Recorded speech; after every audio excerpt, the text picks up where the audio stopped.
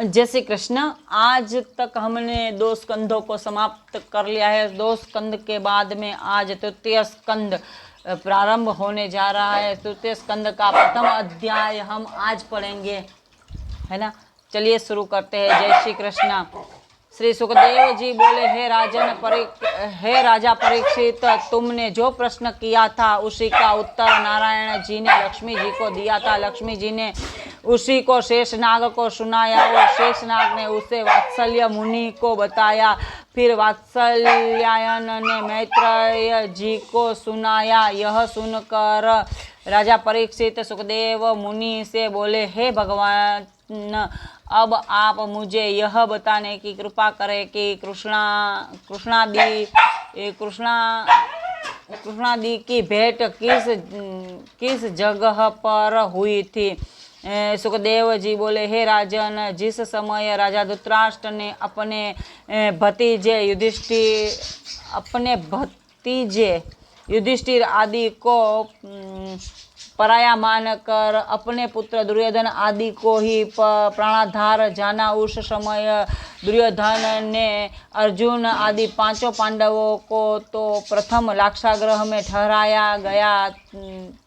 ठहराकर आग लगवा दी। उसके बाद भीमसेन को खाने के लिए जहर के लड्डू भेजे गए। इतने पर भी वे न मरे तो उसने जुए में छल करके उनका समस्त राज्य और संपत्ति ले ली। तत्पश्चात उसने द्रौपदी को राजसभा में नंगी करने के विचार से दुशासन को उसका चिरहरण करने का आदेश दिया। इस पर भी जब उसके मन को शांति नहीं हुई, तब उसने पांडवों को 13 वर्ष का वनवास दिया।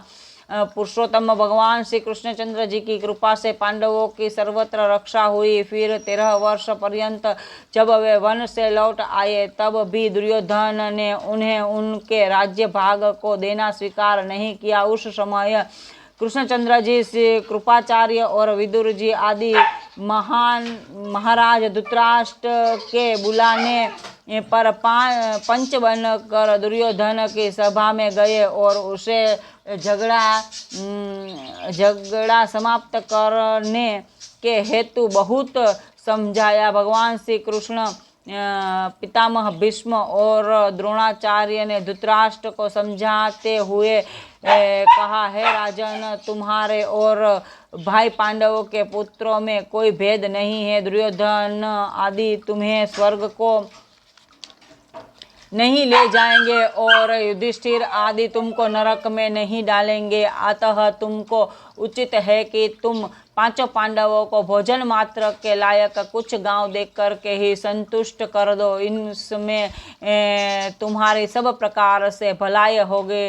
राजा धृतराष्ट्र को जब यह बात भली नहीं लगी, तब विदुर जी ने अपने भाई धृतराष्ट्र को अधर्म पर देखकर सत्य बात का जानते हुए इस तरह समझाया कि हे भ्राता युधिष्ठिर आदि 5 पांडव बड़े ही सज्जन है। वे किसी से शत्रुता नहीं रखते और सबको अपना ही प्रिय मानते हैं। इसीलिए तुम उन्हें उनका हिस्सा भी दे दो तो ठीक है। वैसे तो युधिष्ठिर, अर्जुन, भीम, नकुल और सहदेव 5 भाई इतने बलवान हैं कि अगर उसमें से कोई एक भी चाहे तो वह संग्राम में 200 दिशाओं के दिक्पालों को हताश कर सकता है। इसके अलावा भगवान श्याम सुंदर उनके सहायक है। तुम जो यह जान रहे हो कि मेरे 100 पुत्र बड़े ही बलवान हैं, तो तुम यह निश्चय जान लो कि भगवान नंदन से विपरीत चलने पर तुम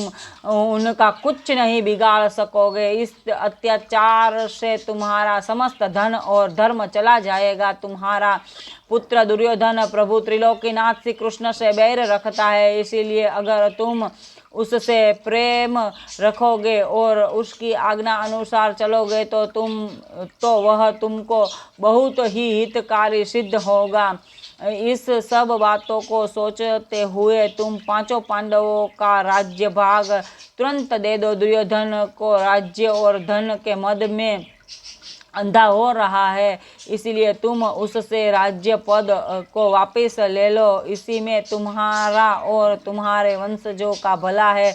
नहीं तो यह याद रखना कि भगवान श्री कृष्णचंद्र जी के विमुख रहने के कारण तुम्हारा विनाश हो जाएगा। विदुर जी के इस तरह समझाने पर भी राजा धृतराष्ट्र ने कोई जवाब नहीं दिया। उस समय दुर्योधन ने कुपित होकर अपने सेवकों से कहा कि तुम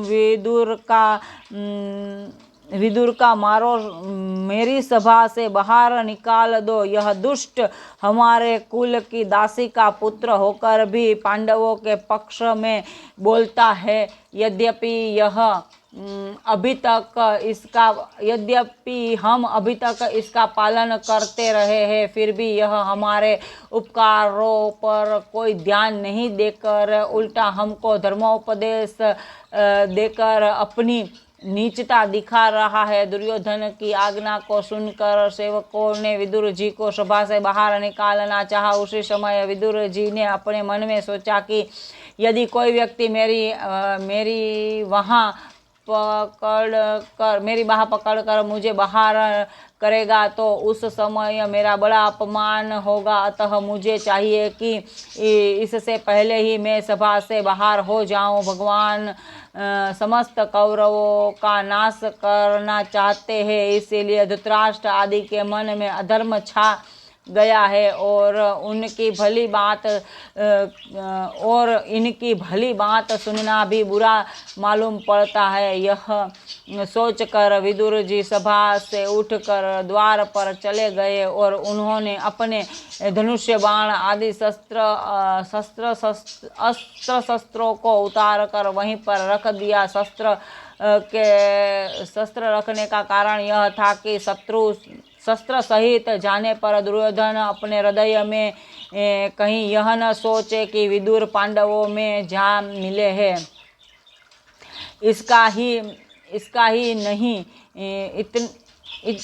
ही नहीं बल्कि वस्त्र तक भी विदुर जी ने वहीं उतार दिए और केवल एक लंगोटी बांधे हुए तथा चद्दर ओढ़कर हस्तिनापुर से निकल तीर्थ यात्रा करने के लिए बद्रिकाश्रम की तरफ प्रस्थान कर दिया है। राजन, विदुर जी का शस्त्र रखने का यह भी कारण था कि वे भगवान श्याम सुंदर के परम भक्त होने से आने वाली बात को जान लेते थे।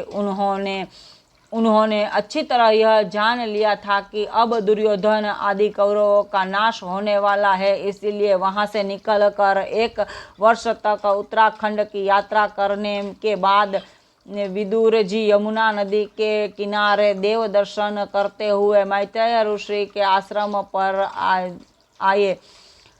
वहाँ वे बहुत दिनों तक रहे। उन्हीं दिनों महाभारत का युद्ध हो रहा था, जिससे कौरवों आदि सभी अधर्मी राजा मारे गए और भगवान श्री कृष्णचंद्र की कृपा से युधिष्ठिर को राज सिंहासन मिला। जिस समय भक्त विदुर भगवान श्री कृष्ण के गोलोक धाम सिधारने के बाद द्वारिका से बद्रिकाश्रम को जा रहे थे, उस समय मार्ग में विदुर जी जिसे उनकी भेंट हो गई। तब दोनों ही भगवत भक्त आपस में प्रेम पूर्वक गले मिले। जब विदुर जी को उद्धव जी द्वारा दुर्योधन के मारे जाने और युधिष्ठिर को राज सिंहासन प्राप्त होने की खबर मिली, उस समय पहले उन्होंने शोक किया और फिर भगवान श्याम सुंदर की ऐसी ही इच्छा समझकर मन में धीरज धारण करी। बोलो भगवान श्याम सुंदर की जय हो।